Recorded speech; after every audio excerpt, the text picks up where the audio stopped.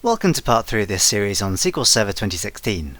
This video is going to talk about the system databases as part of SQL Server and how you can back up and restore them. So the video is all about the 4 main SQL Server system databases. We'll start by showing you how you can view those in SQL Server Management Studio, and start by looking at the master database, which is the most important one of the 4. Really importantly, we'll explain how you can back up and restore the master database, and that principle goes along for all the other databases as well, except for one of them. We'll then move through the other 3 databases, the model database, MSDB and TempDB, and explain what each one's for and a couple of the interesting things you can do with each one. So, important information here, if not the most exciting video in the world. Let's get started. To get started, I'm going to open up SQL Server Management Studio, and to do that I'm going to use the shortcut I placed in the Start menu in the previous video in the series. So in the SQL Server 2016 group, I'm going to click the SQL Server Management Studio shortcut. When the application launches, and by the way, I'm assuming that you've already checked using SQL Server Configuration Manager that your SQL Server services are running, and as long as they are, when the application opens, we're going to connect to this instance of SQL Server that we installed in the first video in the series, so that's SQL 2016 Training. If I click the Connect button, all of the objects belonging to that instance of SQL Server will appear in the Object Explorer window.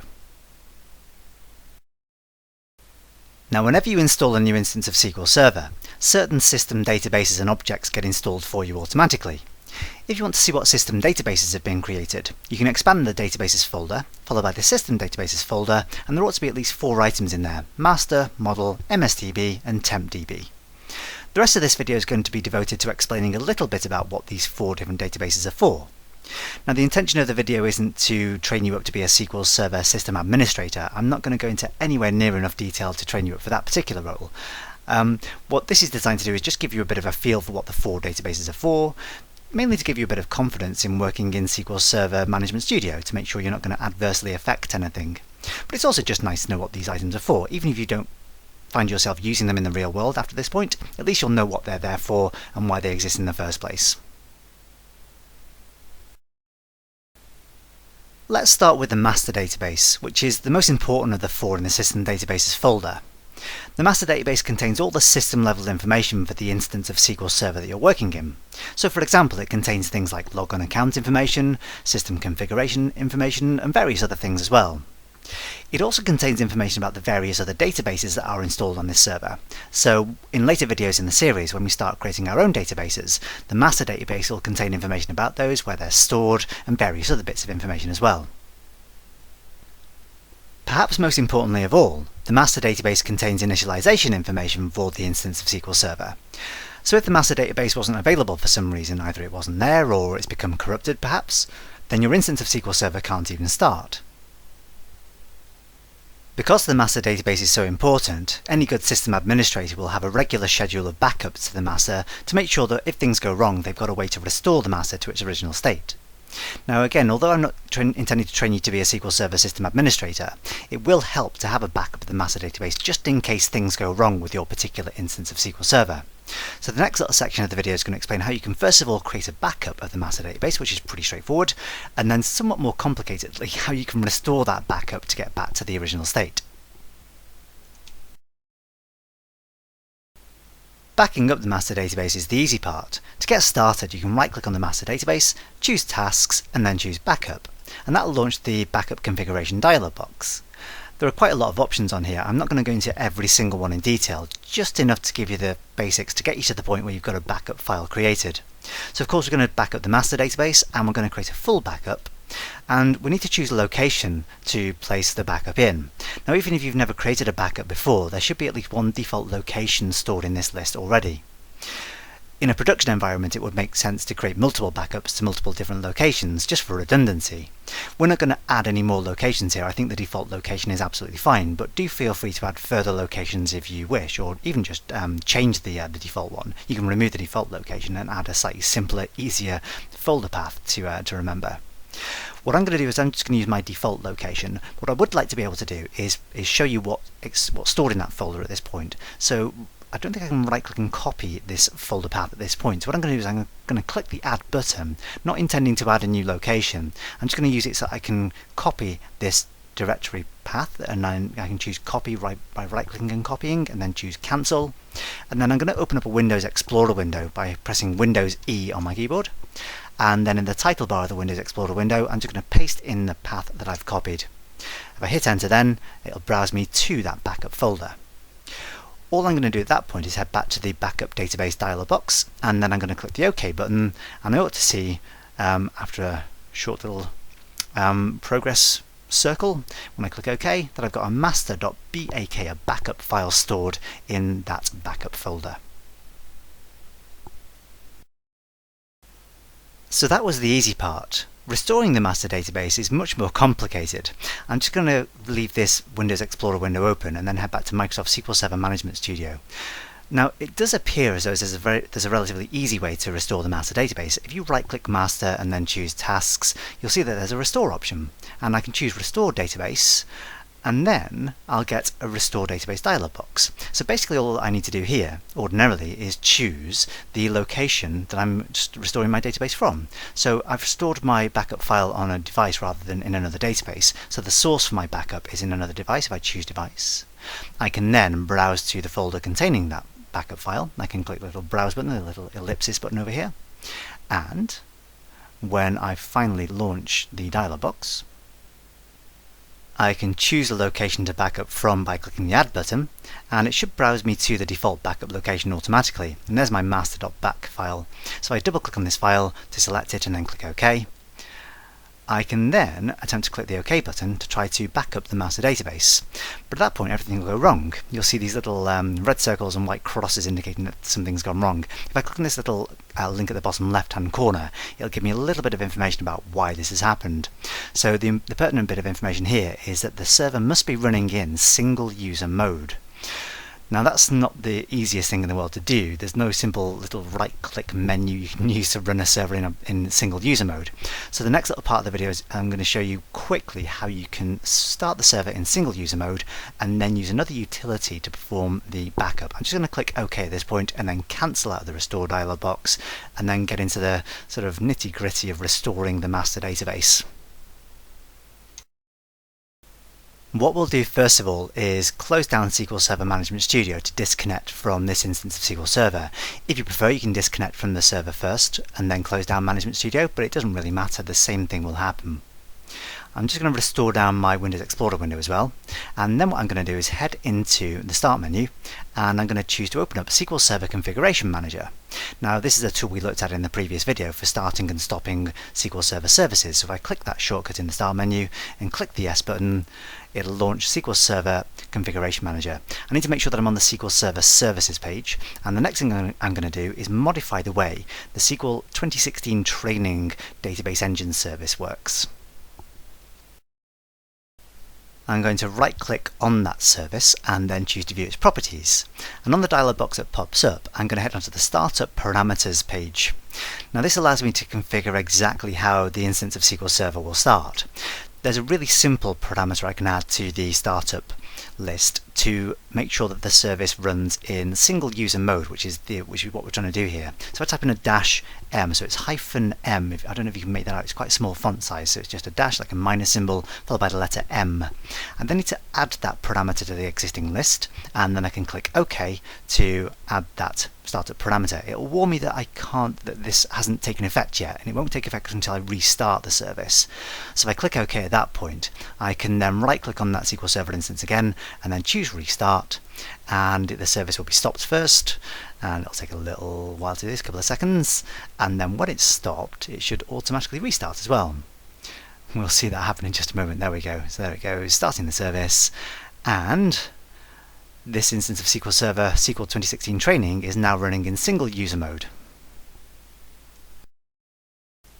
Now that we've done that, the next stage involves writing a SQL command and executing it to restore the master database.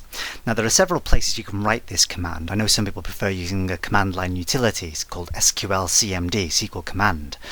I'm going to do this back in SQL Server Management Studio just because we get a little bit of extra help in terms of syntax checking when we write this code. So if I go back to the Start menu and choose SQL Server Management Studio, what I'm not going to do this time is choose to connect to any database engine or any server at all. When the dialog box Connect to Server appears, I'm just going to choose Cancel. What I'm then going to do is choose to create a new query. And if I click the new query button or press Ctrl and N on the keyboard, we'll be doing this a lot more in later parts of this series. We're not going to write too much code here right now.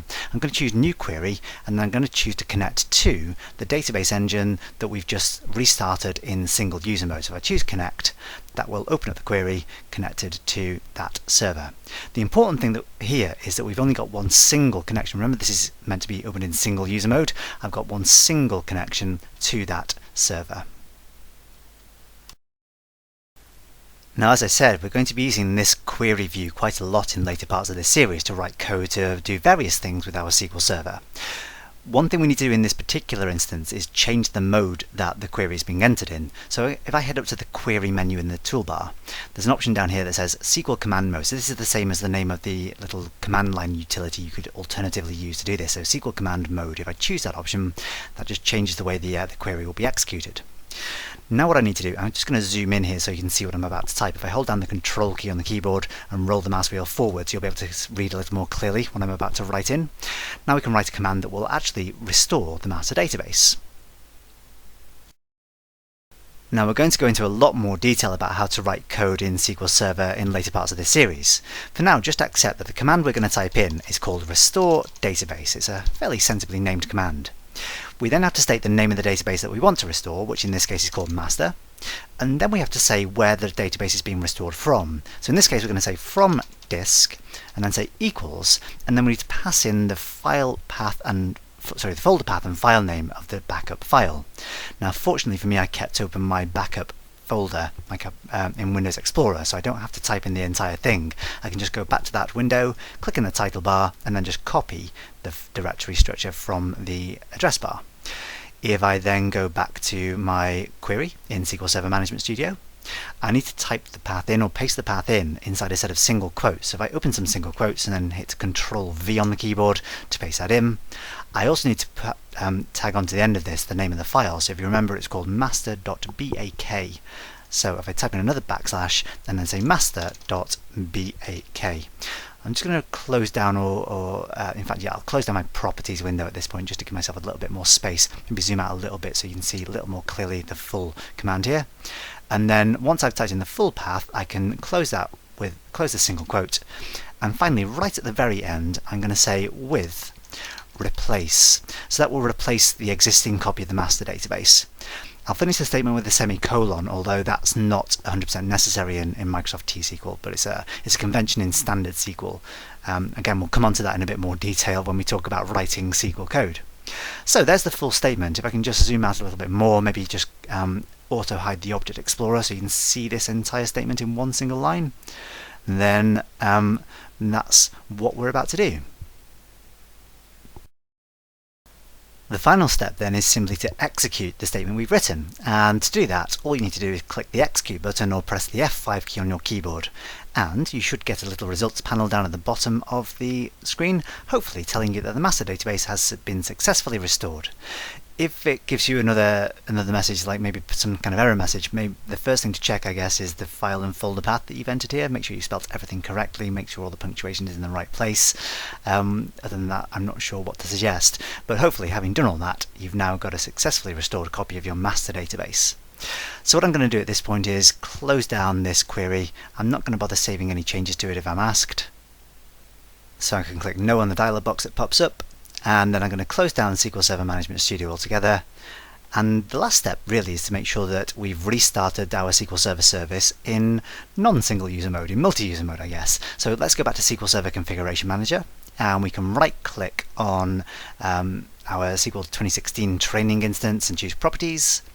Head back to the Startup Parameters page, choose the parameter we added in earlier on, -m, and choose to remove it, and then click OK.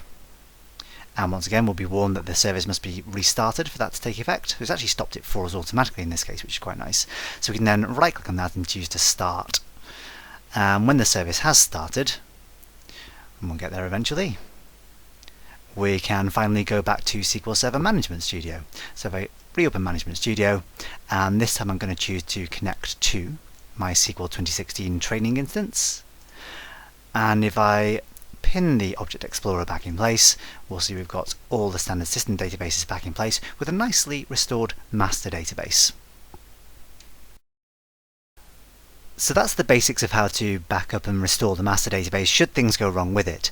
Hopefully in such a simple tutorial as the one we're going to follow for the rest of this series, nothing can or will go wrong with the master database, but at least you've now got a bit of a safety net in case things do.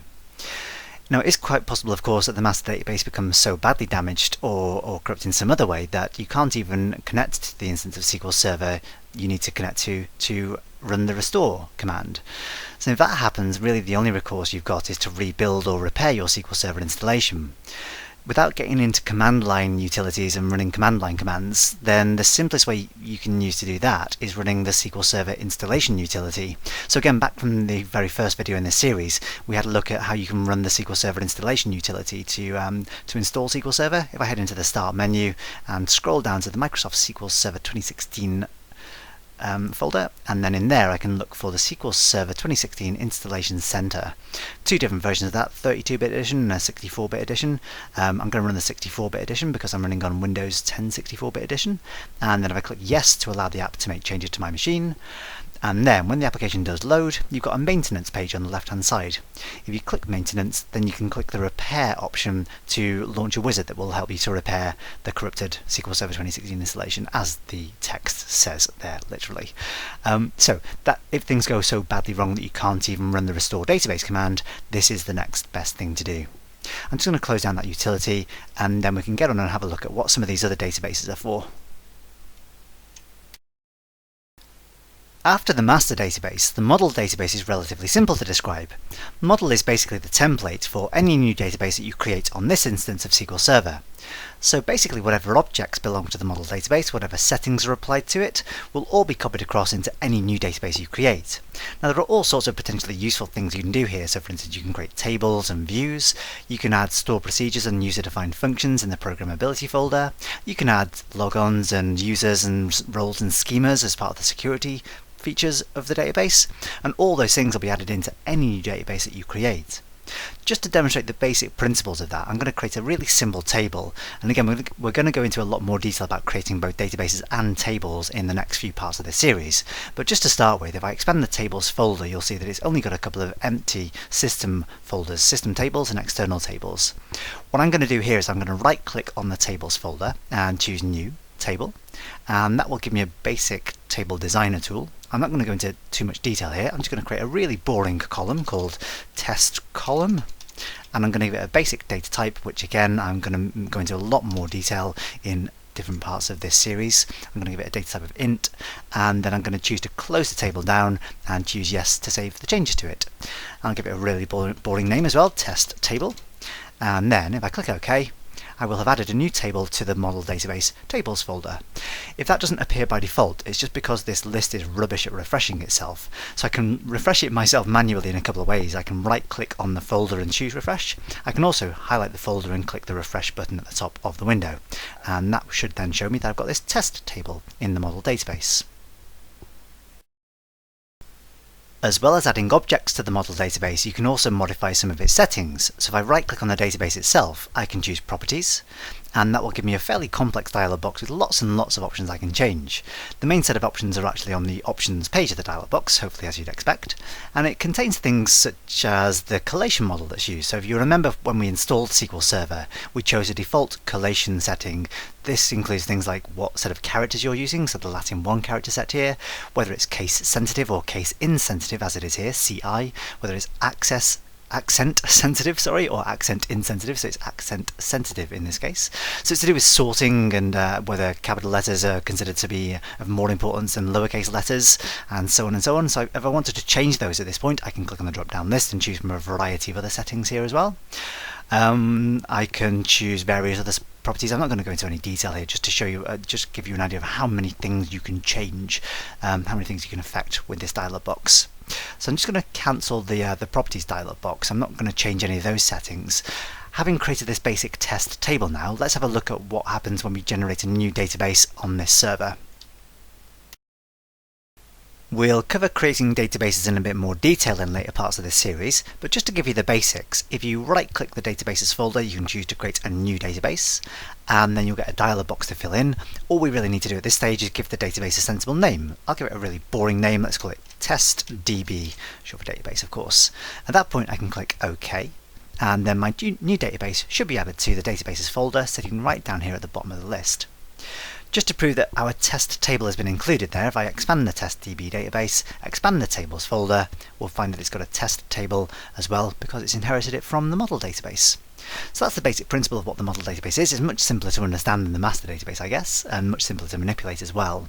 So let's just get rid of this testDB database by right-clicking it and choosing delete, and then choose OK to remove that database from the server.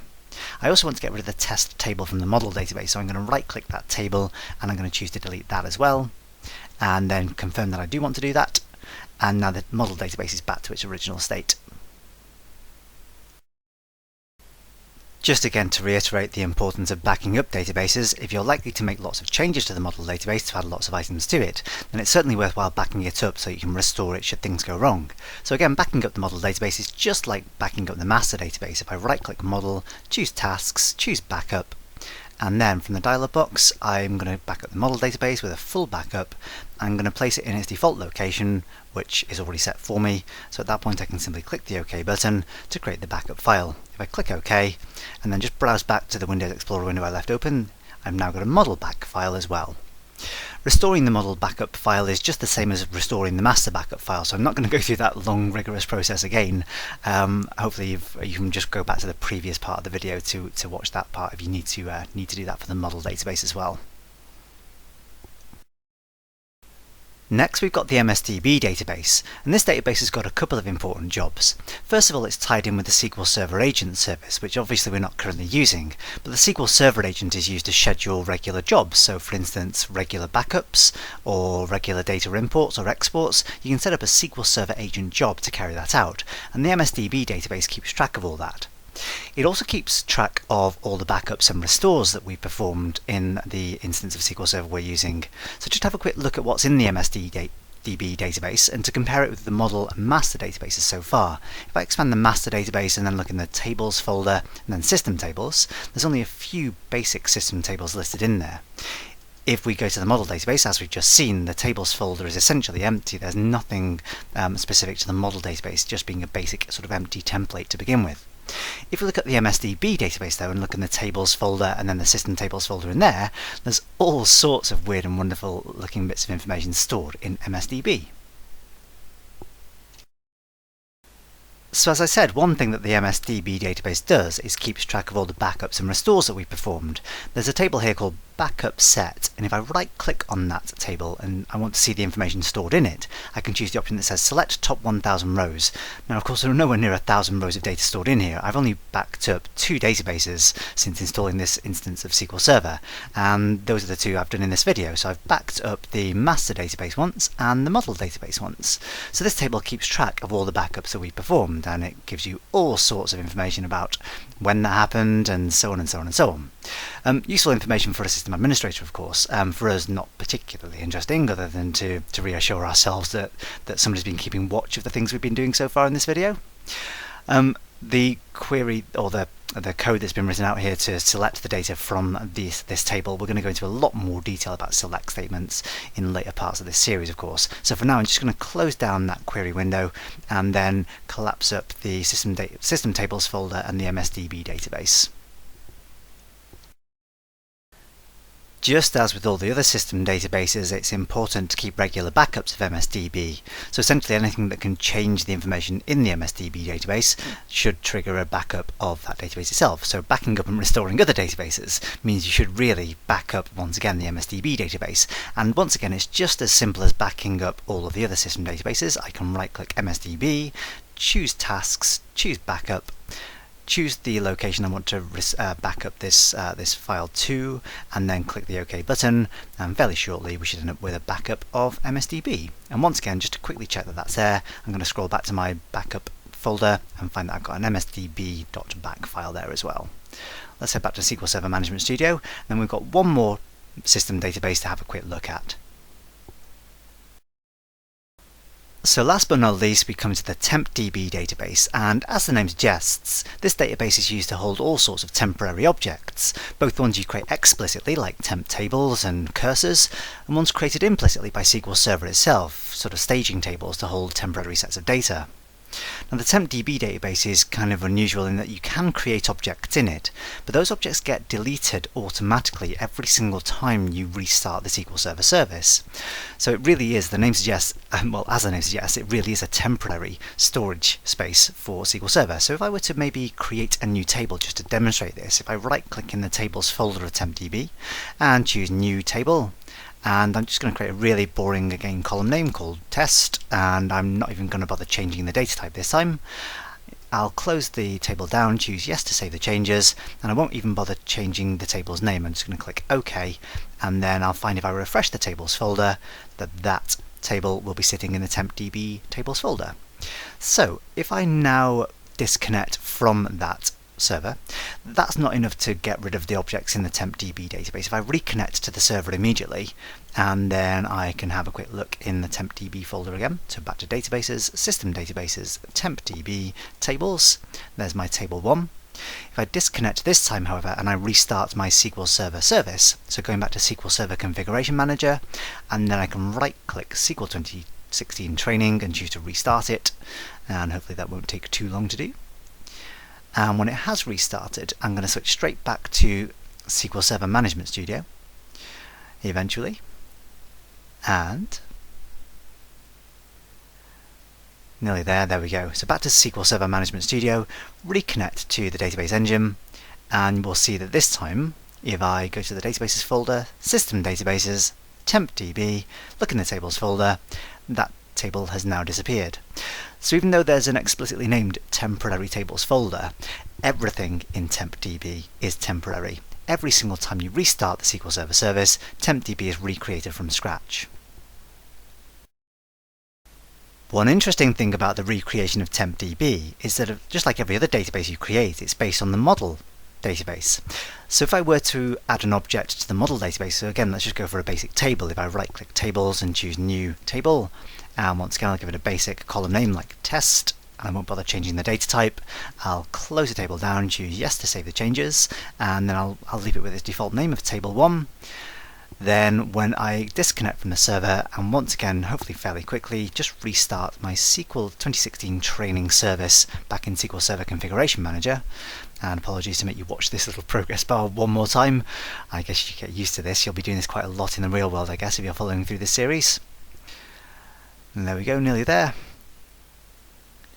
And when the service has restarted, just switching back to Management Studio, reconnecting to that database engine one more time, and then having a look in the databases folder, system databases, TempDB, because it's just been recreated based on the model template, it's got all the objects from the model database installed inside it as well. Just to tidy up, I'm going to go back to the model database and go to the tables folder, and then right click and delete my my temporary table there. Well, I guess my temporary table, the one I was using to demonstrate temporary tables, and then I can collapse all that up, and the next time I restart the service, the TempDB database won't contain that table. One last little thing to mention about the TempDB database is that unlike all the other system databases, you can't back up TempDB. If you right click on it and choose Tasks, you'll find there's no backup option in the menu. That kind of makes sense when you think about it. There's no point in backing up TempDB if it's recreated from scratch every single time you restart the service. As long as you've got a backup of the model database, then you've effectively got a backup of the TempDB database as well.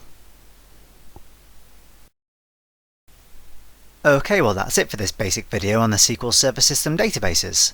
Hopefully at this point you've at least got a better understanding of what these 4 databases are actually used for, even if you don't find yourself using them that much in the real world.